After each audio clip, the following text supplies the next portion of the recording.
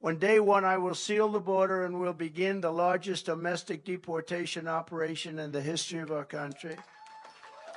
And if other countries say When they Donald won't Trump take is them back, inaugurated as America's 47th president on January 20, the event will mark the official start of his second term in office with carefully stage-managed images that will be seen around the world.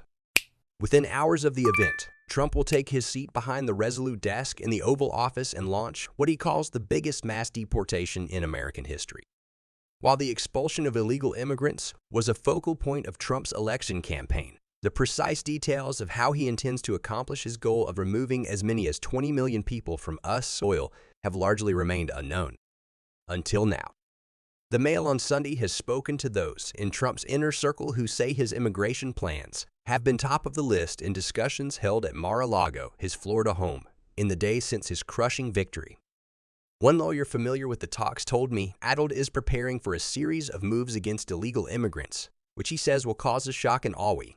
Kicking out illegals was the mainstay of his run for the White House, and he knows people expect action on day one. They will get it. The source claims Trump will immediately sign a series of executive orders, the most radical of which will be to close the border.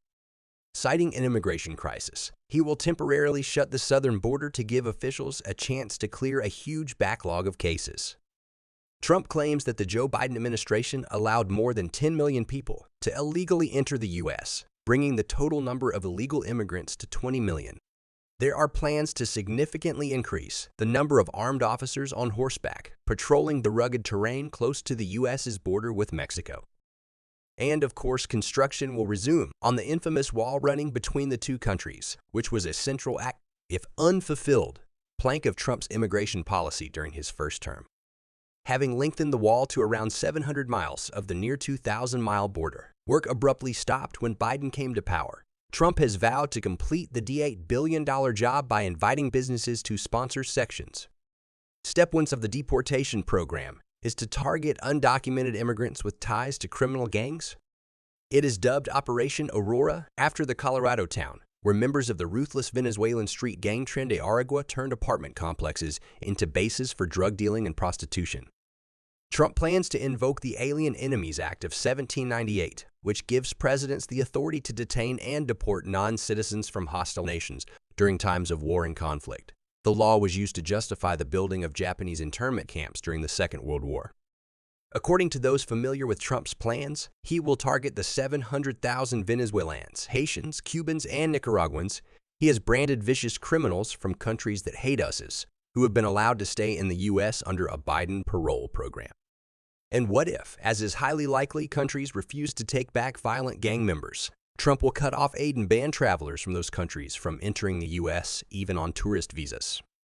Step 2 is to expel more than 1 million people whose applications to remain in the U.S. have been denied and who are on the deportation list. Then the roundup of the millions of remaining illegal immigrants will begin as part of Step 3. Places of work, including farms and meatpacking plants, will be subject to raids or targeted enforcement activities, something the American Civil Liberties Union calls vile, unconstitutional, and un-American. Individuals will be taken to holding centers as before their deportation is fast-tracked.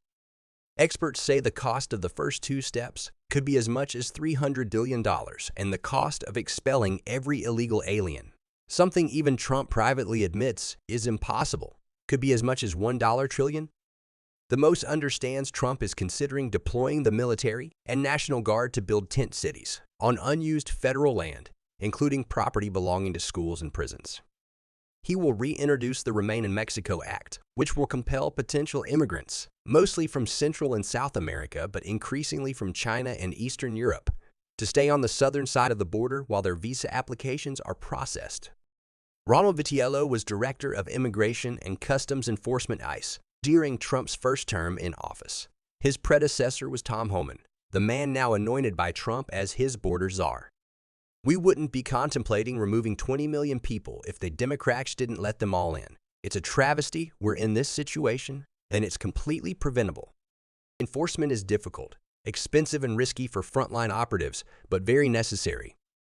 The ICE is going to have to find people who don't want to be found, plan safe arrest and custody, find a place for them to stay, have due process in court, and the logistics to send them home. So, how exactly will it work? Trump is said to be planning to merge ICE and Border Patrol, the federal law enforcement agency, into one Uber's organization of 88,000 people, and will release millions in central funding to add 40,000 new agents and 8,000 extra immigration court judges to expedite expulsions. Ira Mehlman from the Federation for American Immigration Reform FIRE is reportedly advising the incoming Trump administration. He said last night, there are about 647,000 people with criminal records who have been allowed into the United States. Of those, 435,000 have convictions, including 13,000 murderers. Nobody's going to miss them if they're sent home. But how will authorities find those who don't want to be found?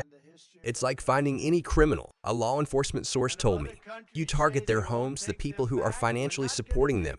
These people are not rocket scientists. If you put pressure on their families to give them up, 9 times out of 10, it works.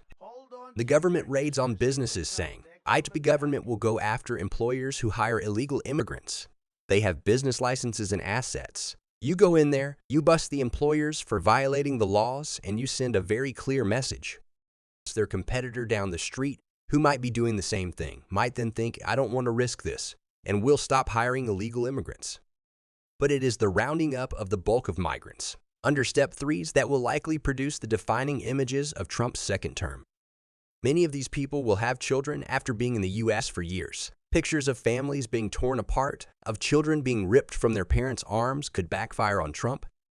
But the lawyer who has been speaking to Trump's team says, what you have to remember is that President Obama deported 5 million people, and no one talks about that because he's a Democrat.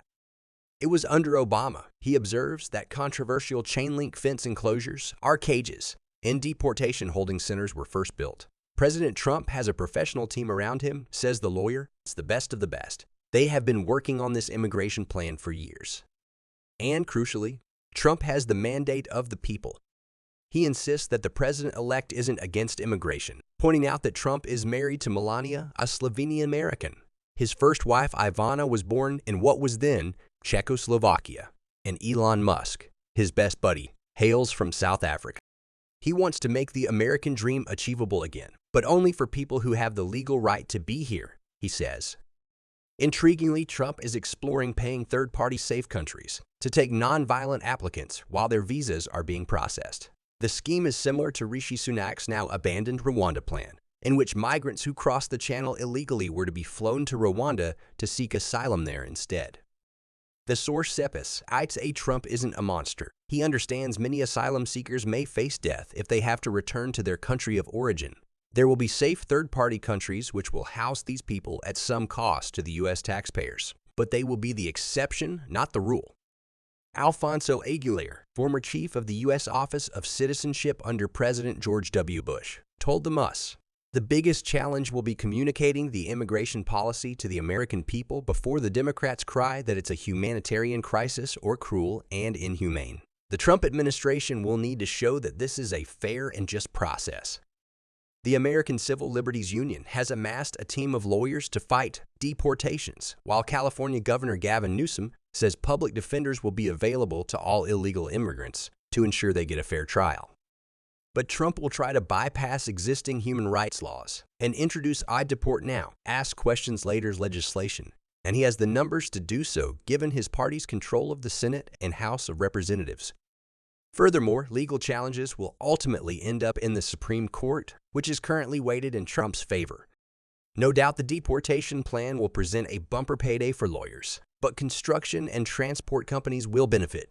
While the intention is to use federal housing, the military, and border agents, the sheer size of the job means it is likely the government will hire contractors to build temporary housing and provide extra planes for transportation. Tellingly, within 24 hours of Trump's decisive victory on November 6, shares in private prison firms such as Koresovic and Geo Group surged. Many feared Trump's plans could severely damage the U.S. economy, often citing the example of Florida, where Governor Ron DeSantis issued the country's most stringent anti-illegal immigration orders 18 months ago. Today, farmers in the state complain they do not have enough people to pick Florida's trademark oranges, while small business owners say they are being forced to shut down because Americans don't want to do menial jobs. One restaurant owner who gave his name only as Charles said, "It's tough to find people to wash dishes. American students don't want to do this." If Trump gets rid of everyone doing the dirtiest jobs, then who will do them? There may be shortages at first. Some holes in the system, concedes the lawyer close to Trump. But most illegal immigrants come here because they want to work. They want to create a better life for their families. All we are saying is, do it properly. Whether businesses that rely on imported labor will see it in such simple terms remains to be seen, as does the strength of protest from the blue half of America that voted Democrat.